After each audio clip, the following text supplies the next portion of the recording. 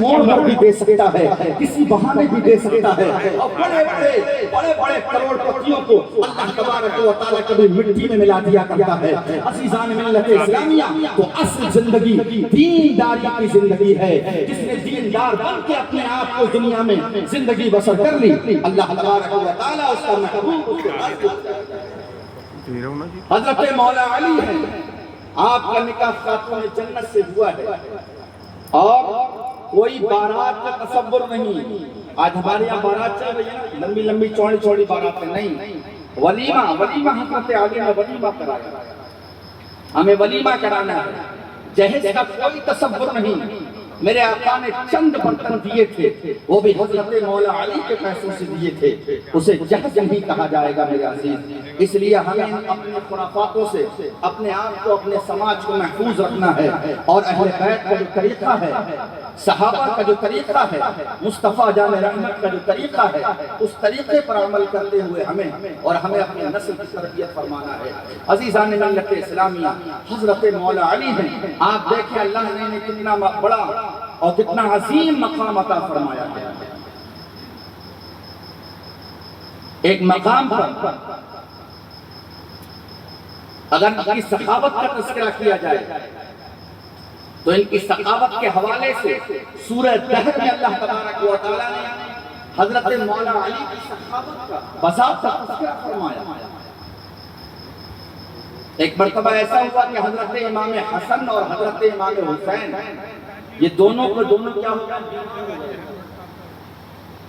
دونوں بیمار ہوئے، اور بیمار جب ہوئے تو حضرت علی نے اور حضرت خاتون جنت نے نظر مانی کہ اگر میرے بچے یہ صحیح ہو جائیں گے تو میں کیا کروں گی؟ میں روزہ رکھوں گی، 3 روزے رکھوں گی۔ آپ نے نظر مانی، اور دونوں بچے الحمدللہ صحت یاب ہو گئے۔ تو پھر آپ نے نظر پوری، حضرت مولا علی کام پر گئے روزے کی حالت میں، مزدوری کر کے 2 درہم لے کر آئے، 2 درہم سے روٹیاں بنائی گئی، تقریباً 4 سے 5 روٹیاں تیار ہوئی۔ رات کو افطار کے وقت جب یہ دسترخوان سجایا گیا تو 5 ہی افراد ہیں اور 5 روٹیاں ہیں، حضرت علی ہیں، حضرت خاتون جنت ہیں، حسنین کریمین ہیں، اور حضرت خاتون جنت کی خادمہ۔ روٹیاں تیار ہوئی، جیسے کھانے کا وقت آیا دروازے پہ کسی نے دستک دی اور کہا کہ میں مسکین ہوں، میں نے چند روز سے کھانا نہیں کھایا ہے، مجھے کچھ دے۔ یہ اللہ کے رسول صلی اللہ علیہ وسلم کے گھر والے ہیں، ان کے در دولت پر اگر کوئی آ جائے تو اسے بھوکا نہیں بھیجا جاتا، اسے خالی ہاتھ نہیں بھیجا جاتا ہے۔ حضرت خاتون جنت نے ساری روٹیاں ایک جگہ جمع فرمائی اور حضرت مولا علی سے کہا کہ انہیں لے جاؤ اور لے جا کے اس مسکین کو دے دو۔ بہرے کیف اسے دے دیا گیا، پانی سے افطار کر لیا گیا۔ پھر اگلا دن روزہ ہے، کچھ کھایا نہیں، روزے پر روزہ رکھ لیا گیا۔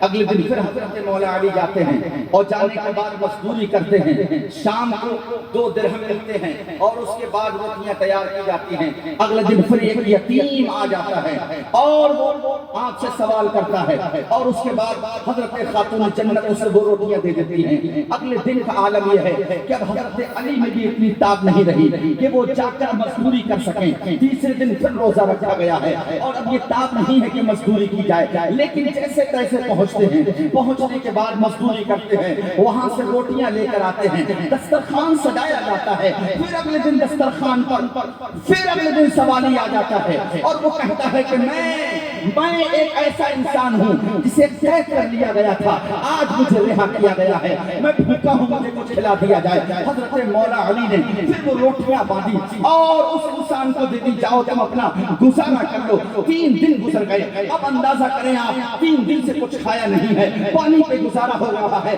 آنکھیں صحیح سے نہیں کھل رہی ہے، اسی حالت چل رہی ہے۔ اتنے میں مصطفیٰ جان رحمت خاتون جنت کے در دولت پر پہنچتے ہیں اور کہتے ہیں اے میری بیٹی فاطمہ آخر ماجرا کیا ہے، تمہارے گھر میں اتنا سناٹا کیوں ہے، تمہارے بچے مسکرا نہیں رہے ہیں، لہلہا نہیں رہے ہیں، چلچلا نہیں رہے ہیں، ہنسی اور مسکرانے کی آوازیں نہیں آ رہی ہیں۔ خاتون جنت نے کہا تھا بابا جان ماجرا ایسا ہے کہ ہم 3 دن سے مسلسل روزے پر ہیں، ہم نے نظر مانی تھی اگر ہمارے یہ بچے صحیح ہو جائیں گے تو ہم روزہ رکھیں گے، لیکن اللہ کی قدرت دیکھیں، اس کا کرشمہ دیکھیں، اس کی منشا دیکھیں، جب ہم کھانے بیٹھتے ہیں تو رات کو کوئی نہ کوئی آ جاتا ہے اور وہ روٹیاں لے کے چلا جاتا ہے، اور ہماری غیرت کو یہ گوارا نہیں ہوتا ہے کہ ہمارے در پر کوئی آئے اور اسے بھوکا بھیج دیا جائے، ہمارے در دولت پر کوئی آئے اور اسے بھگا دیا جائے، ہم وہ روٹیاں اٹھا تو اسے دے دیا کرتے ہیں۔ یا رسول اللہ آج تیسرا دن تھا، ایک ایسا انسان آیا جسے جیل سے چھٹی ملی تھی، آج ہم نے روٹیاں اپنی اس کو دے دی ہیں۔ عزیزان ملت اسلامیہ، مصطفیٰ جان رحمت مسکرائے